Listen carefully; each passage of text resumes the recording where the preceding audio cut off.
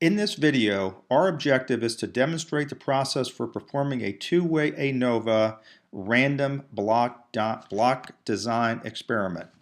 This example illustrates 25 patients that were treated for chronic Achilles tendonitis by using heavy load eccentric muscle training. The table below provides tendon thickness data before and after treatment. Because we are examining data before and after treatment of or for 25 randomly selected people, this is considered a paired experiment where the patients are considered as blocks, and we will use Excel's two-way without replication method to answer the questions below. The first thing we're going to do is we're going to look at this data set right here. We see our patients 1 through 25, the tendon thickness in millimeters before and after treatment. You'll see we have one data point before and after for each patient. Okay, so this is before and after for the same patient, similar to a paired difference experiment that we learned in Chapter 9. The questions we're going to be asked are what experimental design was used, which is really a paired difference analysis. It's a two-way without replication. How many treatments were used, how many blocks, and then we're going to talk about the null and alternative hypothesis. So the way we're going to approach this is we're going to go to data. We're going to hit data analysis. We're going to hit, again here we have these three different ANOVAs. We're going to hit two-factor without replication. And I'm going to clear these fields. Our input, we input the entire table. Okay, let me do this again. Because I have included the labels, I check labels. This is an analysis where we're looking at an alpha of 0.05. We're going to make our output range over here. Actually, I'm going to shift it over a bit, and I'm going to click OK.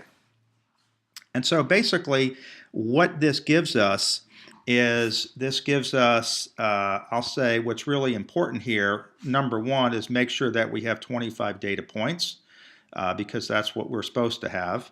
And here you'll see averages. So you'll see before and after averages, before about almost 9 millimeters, and after treatment about 7.7 millimeters.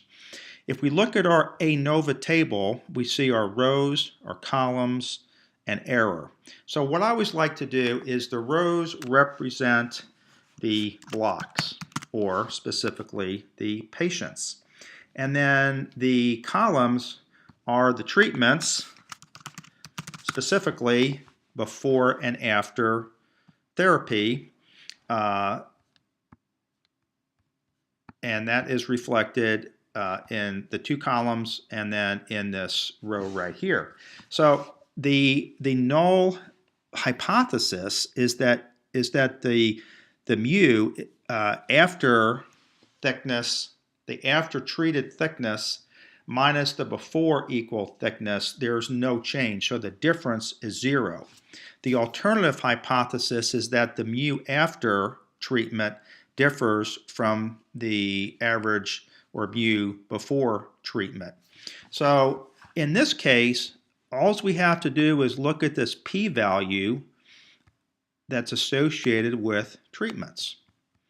And you will see that this has a p-value that is much, much less than an alpha 0.05, which means we reject the null hypothesis and say that there is sufficient evidence at an alpha of 0.05 to suggest that the mean tendon thickness after treatment is indeed different, and more specifically less than before treatment. That concludes this video.